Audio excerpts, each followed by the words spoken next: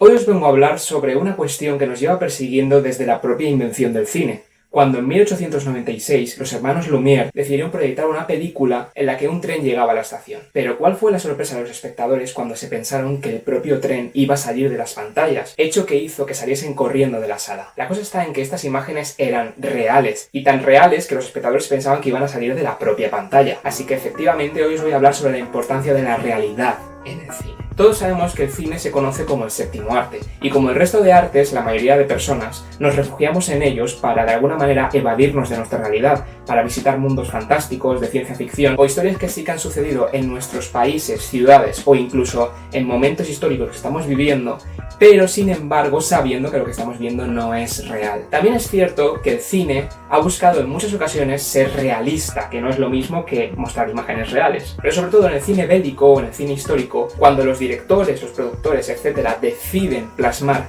un lugar, un momento histórico, intentan hacerlo de la manera más fiel posible. Pero, ¿no os habéis preguntado alguna vez qué pasaría si las imágenes que nos muestran una película bélica fuesen reales? Pues esto ya se lo imaginó John Milius, el guionista de Apocalypse Now, la película que estoy seguro que muchos conoceréis, dirigida por Francis Ford Coppola. Sin embargo, tenemos que irnos unos años antes a que la película fuese siquiera rodada, pues el guionista John Milius quería a George Lucas, el director de Star Wars, como director de Apocalypse Now. Y lo que le pedía era una cuestión un poco complicada, y es que quería ir a rodar en la propia guerra de Vietnam dicha película. Obviamente George Lucas le dijo: estás un poco loco, no voy a hacer esto, gracias. Y luego tuvimos ese rodaje tan difícil, tan complicado en Filipinas, que tuvo a su cabeza al gran Francis Ford Coppola. Pero eso es historia para otro día. Ahora prefiero reflexionar un poco sobre esas ideas que tenía John Milius, y es que, ¿qué pasa si rodamos en una guerra real? Pues efectivamente que grabaríamos muertes de soldados reales, y de alguna manera mostrar este tipo de escenas en salas iría un poco en contra de la ética humana, ¿no creéis? Ya en la literatura pudimos ver una obra de teatro llamada El veneno del teatro, en la que el reconocido personaje, el Marqués de Sade,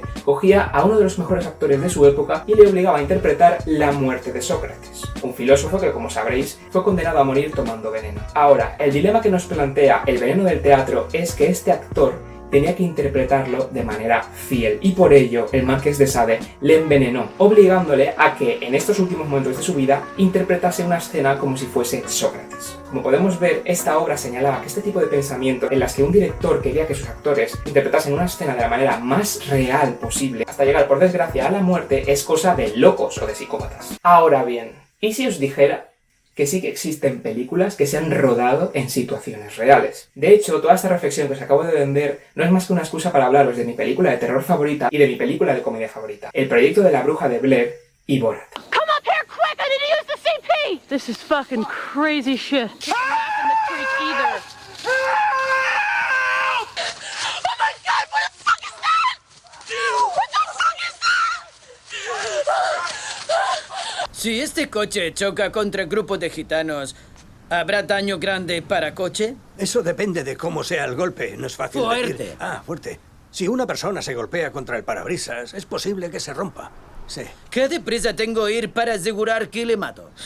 Le diré una cosa, con este vehículo tal vez baste con ir a 50 kilómetros por hora. Genial. Es sabido que el terror y la comedia son los géneros más complicados por lo difícil que resulta hacer reír al espectador, o por el contrario, hacer que sienta terror por lo que está viendo. Y la razón por la que estas dos películas son mi película de terror y mi película de comedia favoritas son porque me demostraron que la clave del terror y de la comedia está en lo real. Nada nos da más miedo o más risa que una historia disparatada que, para colmo, es real. Así pues, empecemos hablando sobre el proyecto de la bruja de Blair. Ojo, la buena, la original, la del 99. En el 98 se dieron por desaparecidos a un grupo de estudiantes de cine de Estados Unidos. Lo último que se sabía de este grupo es que habían ido a grabar un documental a Blair, un pueblo famoso por sus leyendas de brujas. Así pues, un año después se encontraron las cintas de lo que habían grabado en el bosque cercano al pueblo, donde habían desaparecido. Estas cintas reales se montaron como si una película se tratase y se proyectaron en los cines en el año 99. Y os voy a decir una cosa, si no os creéis esta historia y tenéis entre 25 y 17 años, id a vuestros padres y preguntadles si no fueron a ver La Bruja de Blair al cine. Ya veréis como todos os van a decir que sí. Efectivamente, el morbo le pudo a la mayoría de jóvenes y fueron al cine a ver imágenes reales de cómo unas personas habían desaparecido. Así que efectivamente, esta película tiene escenas paranormales reales. Y no hace falta decir que es la película más terrorífica que he visto. Así que si os ha llamado la atención, id a verla. Ahora, para relajar un poquito el ambiente, vamos a hablar sobre Borat, del 2006. Para hablar de Borat hay que hablar sobre el contexto de su actor, Sacha Baron Cohen. Este hombre venía de haber hecho Ali G, la que antes de ver Borat era mi comedia favorita. En Ali G se disfrazaba de un cani de los 2000 y se burlaba sobre cómo esta moda había afectado a muchos jóvenes en el Reino Unido. Aunque aquí en España también tuvimos para nada. ¡Cómeme la polla! Lo que no puede ser es esto tampoco. Silencio, por favor. Yo creo que toda persona se merece un respeto. Si no lo tengo, pues yo tampoco lo voy a dar. Vale. O sea... Vale, tranquilo. Bueno. Silencio, por favor. Silencio, por favor.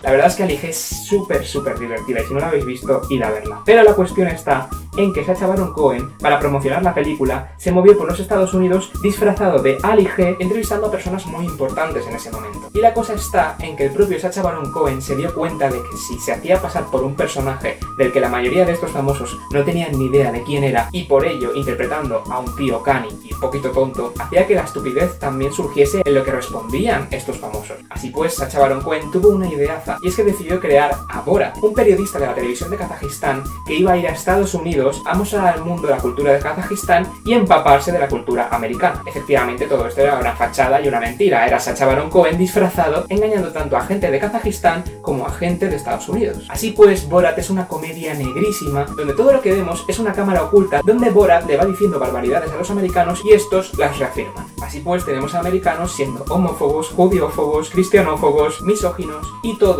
englobando una especie de crítica a la sociedad americana. Así que nada, hasta aquí llega mi sinopsis de Borat. Si no os ha llamado la atención, no sé, tío. Yo sinceramente iría a ver la película porque es un peliculón, es la mejor comedia que se ha hecho nunca. Y ahora voy a pasar a explicarlo con spoilers. Así que si no habéis visto el proyecto de La Bruja de Blair y no habéis visto Borat, os pediría que primero las vierais para ver esta parte del vídeo. Así que nada, en 3, 2, 1, entramos en terreno spoilers. Estoy seguro de que los que os habéis quedado porque ya habéis visto las películas, o los que habéis ido a verlas y ahora volvéis aquí, estáis a punto de sacar un bate y hacerme así en la cara, porque efectivamente una de las dos historias que he contado es falsa. Entonces, ¿por qué he venido a hacer un vídeo sobre la realidad en el cine si una de esas dos historias es falsa? Pues porque el proyecto de La Bruja de Blair es falso, pero no por ello quita que sea la mayor broma que se ha hecho en la historia del cine. Y por ello también me parece la mejor película de terror que se ha hecho nunca. Por el simple hecho de hacer que la gente se quedase blanca cuando acabase la película. Y esto es algo que le pasó hace poco a una persona a quien le recomendé la película y me llamó corriendo diciendo que por favor le dijese si la película era real o no, porque es que se había acabado encima. Y decirme, ¿qué película de terror consigue tanto? Ninguna, absolutamente ninguna. Solo el proyecto de La Bruja de Blair, porque es la mejor.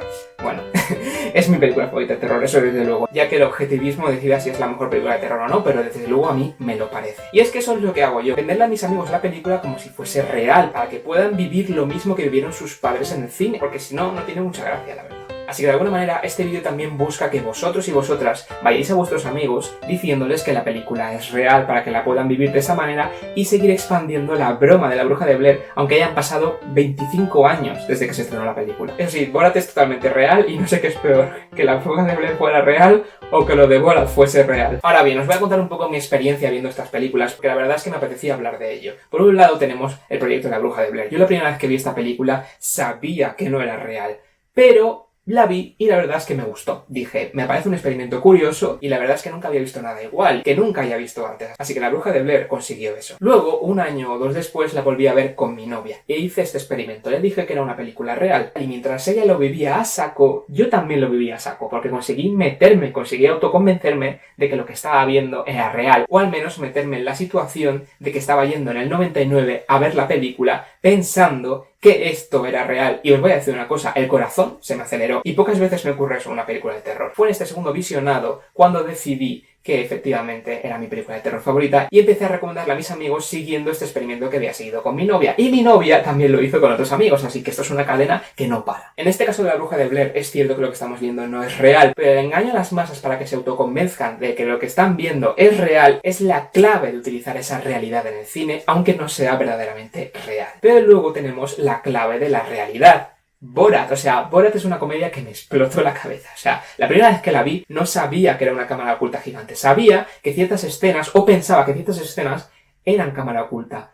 Pero bueno, la vi una primera vez, me encantó, me reía a saco y dije, no sé cuál me gusta más, si Alige o Borat, pero desde luego Borat me pareció que alcanzaba límites en la comedia negra que Alige no tocaba. La volví a ver al día siguiente con mis amigos, porque mi grupo de amigos básicamente busca este tipo de películas y no podía esperar a enseñársela. Y una vez más, no sabía si era todo una cámara oculta o solo ciertas escenas, pero me siguió gustando. Y fue después con un vídeo cuando descubrí que efectivamente Borat no solo era mi película de comedia favorita, sino que era la mejor comedia de la historia, porque efectivamente Borat es todo una cámara oculta gigante, donde lo que estamos viendo son a ciudadanos americanos diciendo barbaridades. Y no solo en el 2006, sino también en el 2020, porque en el 2020 Borat sacó la segunda película que grabó en pandemia, nos pilla bastante cerca y nos enseñó que la sociedad americana seguía igual de mal o peor. Pero bueno, si estáis aquí supongo que es porque habéis visto las películas y os hayan gustado más, os hayan gustado menos. Supongo que entenderéis un poco mi opinión sobre cómo la realidad es capaz de crear el terror más absoluto o la comedia más divertida. Pero no me quiero ir de aquí sin recomendaros dos películas del estilo de La Bruja de Blair. Porque La Bruja de Blair, pese a ser una película de terror, pertenece al subgénero de los fan footage o metrajes encontrados, que efectivamente se suele utilizar mucho en las películas de terror. ¿En qué consiste este subgénero? Pues básicamente consiste en que se lanza un metraje que supuestamente ha sido encontrado y este metraje contiene imágenes reales sobre un asesinato, una desaparición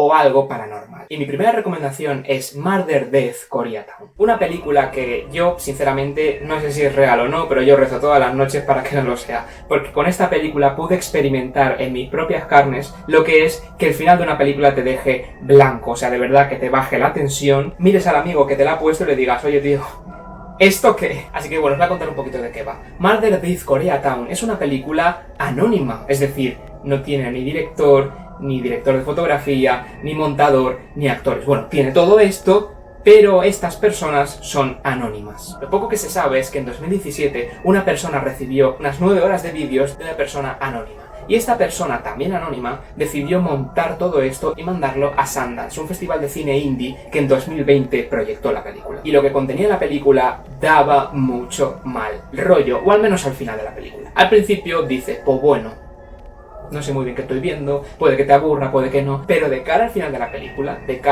pero no solo el final, o sea, no solo el clímax, sino conforme vas avanzando poco a poco con el protagonista, es que te vas a cagar. O sea, sinceramente, yo no he visto algo más realista en mi vida. O sea, sinceramente, bueno, Borat, que sabemos que es real, pero esto, que te deja la duda de si es real o no. Pero bueno, ¿de qué va la película? ¿De qué va la puñetera película? No qué pasó con la película, no. ¿De qué va la película? ¿De qué va Murder Death Koreatown? Pues Murder Death Koreatown va sobre un hombre que ha perdido su trabajo en Los Ángeles. Vive en el barrio coreano y resulta que a la vez que ha perdido su trabajo, ha ocurrido un asesinato en su barrio. Un asesinato que, por lo que se sabe, sí que ocurrió de verdad, o sea que las imágenes muy posiblemente fuesen reales. Este tío lo que hizo fue comprarse una cámara de vídeo e ir grabando las calles y las afueras de la casa donde había ocurrido este asesinato para intentar solucionarlo por su cuenta. Es decir, un desempleado que en lugar de buscar trabajo prefería gastar su tiempo resolviendo un caso. De esta manera vamos a ver cómo este hombre se empieza a obsesionar con todo lo que rodea al caso y con todo lo que rodea a su barrio. Vamos a ver cómo va a rodar a personas random del barrio preguntándoles qué opinan o qué saben sobre el asesinato, pero también vamos a ver cómo va a rodar a gente muy extraña que vive en Los Ángeles, sobre todo vagabundos. Y va a mostrar una Los Ángeles que, si yo bien tenía muy idealizada, quizá aquí da un poquito de miedo y me hace replantearme si alguna vez en mi vida quiero visitar Los Ángeles. Pero bueno, no sé si os ha llamado la atención lo que os he contado. Desde luego, igual no es una sinopsis que le haga mucha justicia a la película, pero es que no puedo contar de lo que va realmente la película porque os haría spoiler. O sea, lo que tenéis que hacer es ver esa película y yo qué sé. Tenemos el proyecto de La Bruja de Blair, que al fin y al cabo tiene truco, porque cuando acaba la película salen unos créditos con el nombre de los actores y ahí puedes decir, ¡ah! Que hay actores. ¡Ah! Que igual no es verdad. Pero por el contrario, Murder Death Koreatown es anónima. Y cuando acaba la película, el único mensaje que te pone es, perdona, si has visto a este tío por Los Ángeles, llama a la policía. ¿Veis? Ahí está la razón un poco de que me quedé hacia blanco. Y os lo he podido contar sin que haya spoiler, porque ¿por qué? ¿Por qué se llama la policía? ¿Quién es ese tío? Ah, tendrás que ver la película para descubrirlo. Y ahora sí, la segunda recomendación también para bajar un poco la tensión y el terror. REC. de 2007, una película española que de hecho es mi película española favorita, porque creo que retrata de la manera más realista posible a la sociedad española. Y es que somos los mejores en crear escándalo. A ver, un momento. Mi marido está fuera. Mi marido está fuera y dice que está lleno de policías, que está cortada la calle y que no le dejan acercarse al edificio. Y le traía antibióticos a la niña. Efectivamente, REC no es verdad. Si sois españoles, creo que conoceréis esta película, si no puede que también, y supongo que sabréis que la película no es verdad, porque sinceramente yo creo que en el 2007 no hubo ningún cercamiento de un edificio con zombies dentro, creo que no, vaya, yo creo que en la 1, en la televisión española, yo no vi eso, pero bueno, quién sabe. REC da bastante gracia. O sea, a mi parecer, si habéis visto muchas películas de terror, dudo que REC os dé miedo, pero os lo vais a pasar pipa. La verdad, sí que es cierto que con el final de la película te cagas encima, me parece. Me parece que si coges el final de REC, lo recortas como si fuese un corto, posiblemente tendríamos de los cortos de terror que más miedo dan, básicamente. O sea, el final de REC da mucho miedo y empalma con lo que luego sería REC 2, la segunda película, que también me gusta mucho, os la recomiendo, pero REC 3, REC 4, cuando ya esta historia se volvió una franquicia, yo no las he visto, dicen que son bastante malillas, pero REC 1 y REC 2, muy recomendadas. Pero oye, que no os he dicho de qué va REC, para los que no la conocéis, pues básicamente REC funciona como una especie de programa de la televisión en la que una periodista visita un parque de bomberos para de alguna manera retratar cómo vive esta gente. Qué mala pata que justo cuando lo está grabando reciben una alarma y decide, pues obviamente, seguirles, meterse en el camión de bomberos, ir con ellos e ir a un edificio que existe de verdad en Barcelona a ver qué está pasando. La cosa es que una vez que se metan dentro y vayan visitando a los vecinos, vayan preguntándoles qué es lo que está pasando, el edificio se va a ver cercado, casi como si hubiese venido el FBI de España a cercar el edificio, porque resulta que hay un brote zombie dentro del edificio y se va a liar pardísima. Muy parda. Y si no os va las pelis de zombies, tranquilos, porque la película tiene un lore escondido que va más allá de los zombies. Igual esto es un poco spoiler, pero yo no os he dicho nada. Simplemente creo curiosidad para que vayáis a ver las películas que os recomiendo. Así que nada, yo creo que ya está, pero oye, no ha quedado mal vídeo. He utilizado como excusa todo lo de la realidad en el cine para hablaros de mi película de terror y de comedia favoritas, y a su vez para hablar más concretamente sobre el proyecto de la Bruja de Blair y expandir esa cadena donde espero que todos vosotros le recomendéis esta película a vuestros amigos, haciendo que se crean que es real. ¿Sabes, Otis? Creo que esta podría ser mi obra maestra.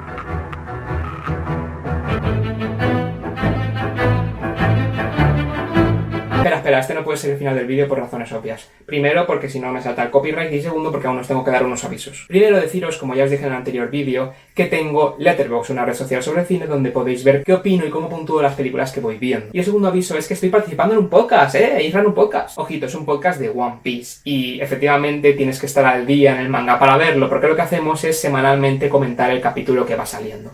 Sí, One Piece, si no lo habéis visto, os la recomiendo leer o ver. Y espero hacer un vídeo sobre One Piece en el canal algún día. Pero por ahora, si estáis aquí y vais al día con One Piece, oye, no dudéis en meteros en The Worldwide Podcast. Voy a dejaros el enlace del canal en la descripción. Como ya he dicho antes, todas las semanas tendréis un podcast fresco sobre One Piece si ha habido capítulo, o sobre cine, o alguna serie, o alguna fricada nuestra si no ha habido capítulo esa semana. Y bueno, ahora sí que sí, espero que os haya gustado el vídeo. A mí me ha encantado hacerlo y me parece de verdad, posiblemente, al menos ahora que estoy grabando, luego cuando lo edite ya veremos, el mejor vídeo que he escrito. Ya veremos si luego mola más o menos cuando esté sacado, pero desde luego es el mejor vídeo que he escrito, porque si no, no hubiese puesto ese final de Malditos Bastardos. A ver quién entiende la referencia. Así que nada, nos vemos en el próximo vídeo, que será, pues no sé cuándo. ¡Chao!